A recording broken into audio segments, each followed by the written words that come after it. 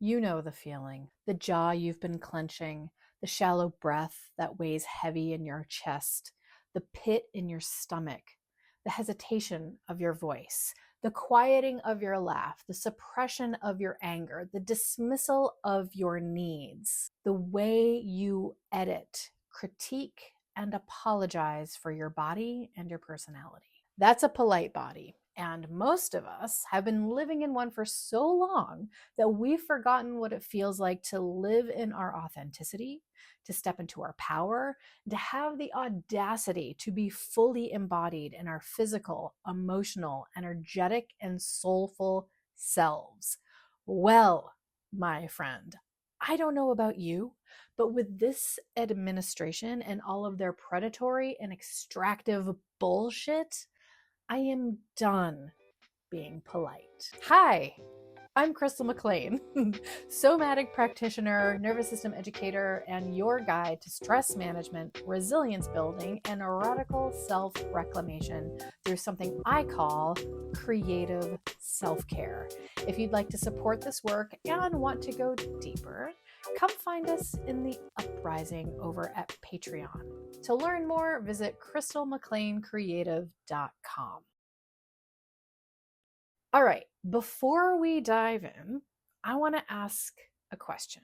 Is it scary to step out of our comfort zone and boldly, unapologetically stand firm in our wholeness? Abso-fucking-lutely yes. But hear me when I say this. Building resilience requires us to face our challenges and our fears, if even on a very micro scale, because small, safe, baby steps actually work. So this is an invitation to try something new and start transforming your politeness into something a bit more powerful.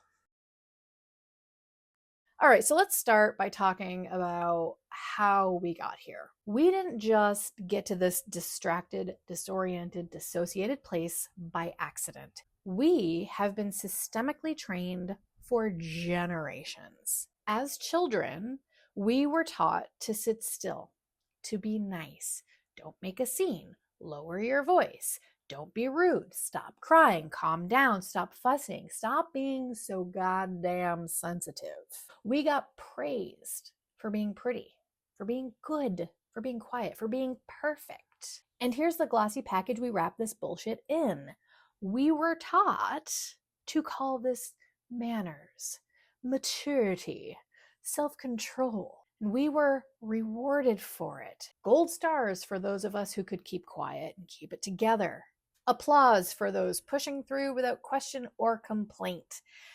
Be self-sacrificing, be stoic. Because rest and boundaries and self-expression and play, those things are selfish, self-serving, and ridiculous. How dare we? Meanwhile, we are dying on the inside. We're anxious, irritated, burnt out, emotionally explosive, or completely fucking numb. We've exhausted ourselves chasing dopamine in the quest to feel better, and then shaming ourselves over our lack of self-control or inability to rise above our disdain.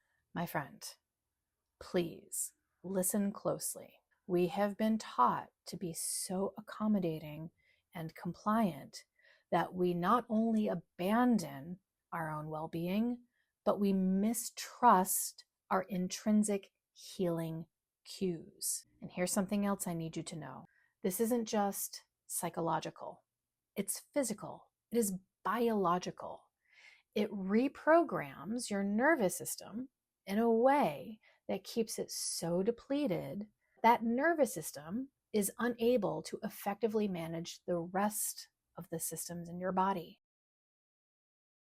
So let's talk about a little bit of neuroscience for a minute. So your autonomic nervous system, which is the part that runs your stress response, your digestion, your heart rate, your hormones, sleep cycles, and your ability to connect with other people, is always scanning. It's always asking one question: am I safe? And it doesn't answer that question with logic, though I wish it did.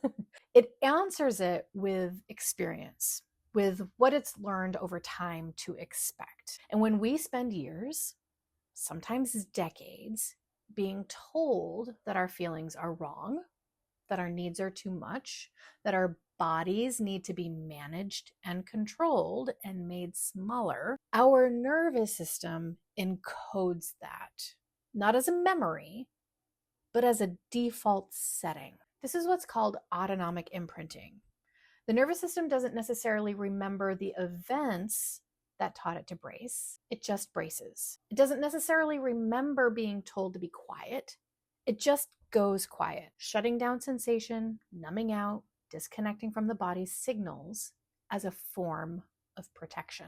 Polyvagal theory, developed by Stephen Porges, Porges, gives us a way to understand what's happening.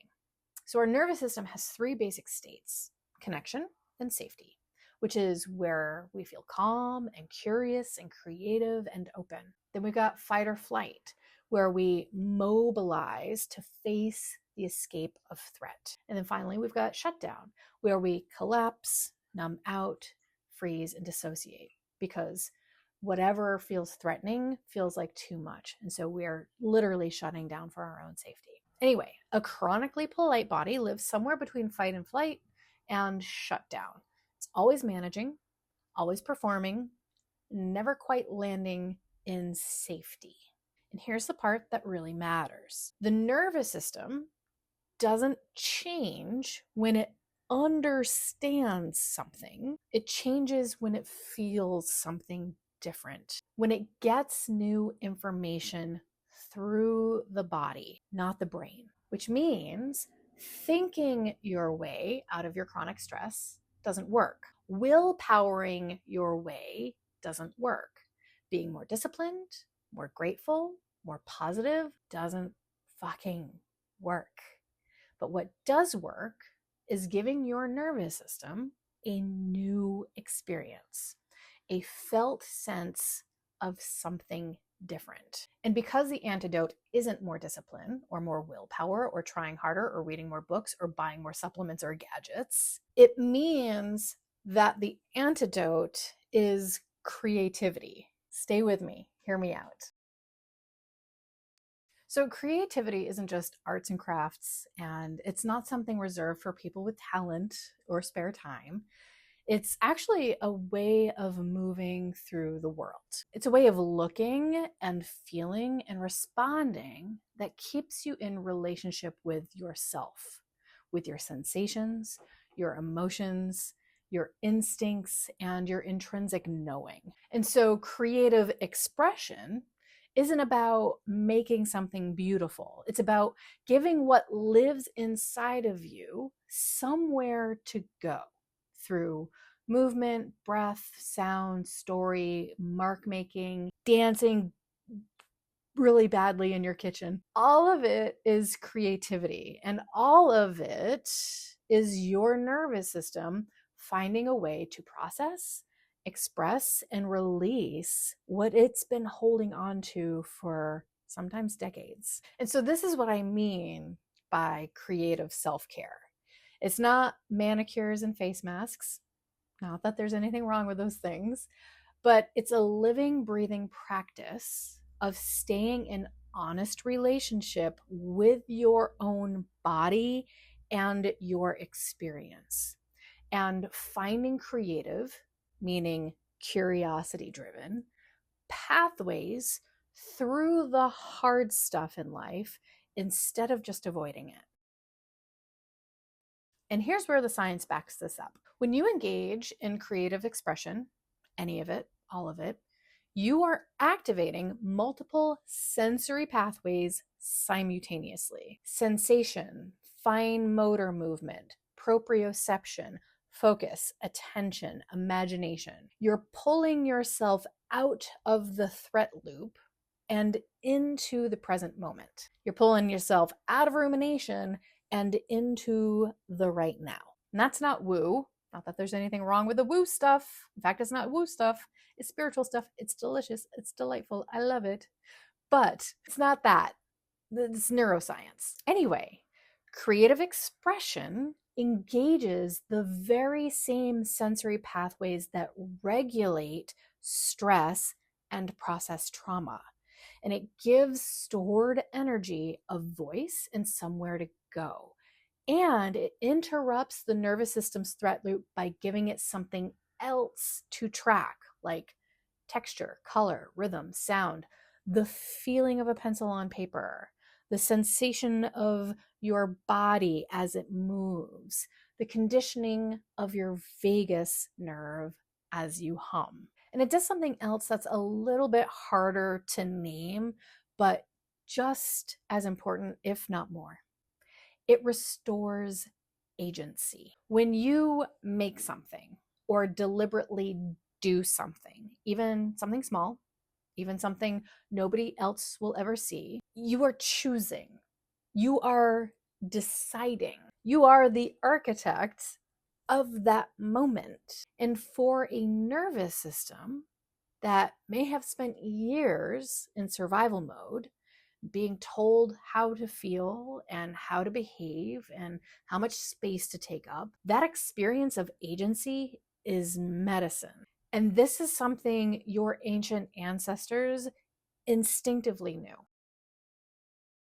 So humans have been using creativity as nervous system medicine for hundreds of thousands of years. Though I don't think they had the language for it. I think that's probably pretty modern. But they used rhythm and movement, storytelling around fires, song, chant, mark making on stone, like ancient caves, right? These weren't hobbies. They weren't entertainment. They were how humans stayed regulated, resilient, and connected to themselves and each other.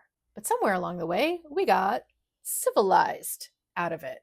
But if you ask me, we just got fucking brainwashed into being accommodating and compliant. And as I've mentioned before, I'm done with that. So, yeah, a polite body is going to perform safety, but a creative body feels it and expresses it. A polite body is not a liberated body, but a creative one is. And that difference, that small, radical, yet revolutionary difference, is where the healing actually lives. So, where do you start? Great question. Well, you're not going to start with an art class or a dance workshop or with anything that requires talent or preparation or instruction or showing up somewhere where people are watching. You're going to start with just this. Right here, today, give your body just one little moment of uncensored expression. You can hum, sing, or scream while you're driving. You can shake out your hands or your body on your lunch break. You can doodle something fierce or ugly on a piece of paper and just throw it away or burn it, though be careful if you're using fire. You can put on a song that makes you want to move and actually fucking move, but in a way that your body wants to move, not in a way that looks sexy or choreographed. And please, please, please do not do it because you're going to post about it or share about it or turn it into anything productive or externally validating. Just do it because your body is begging for it. And every time you give yourself permission to express instead of suppress, even in the smallest, most private, most ridiculous way, you are sending your nervous system a signal that you are safe here, that you are allowed to feel this, that you don't have to perform anymore. And that's the practice.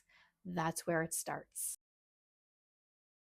And if you want to go deeper, if you want a library of creative practices designed specifically to regulate the nervous system, plus a community of people doing this work alongside you, which honestly helps with motivation and accountability, that's what the uprising is for. Come find us, because a creative body is a liberated body. But a liberated body in community, that's a fucking revolution. I love you. I appreciate you. I'm so proud of you for showing up today, and I will see you soon. Bye.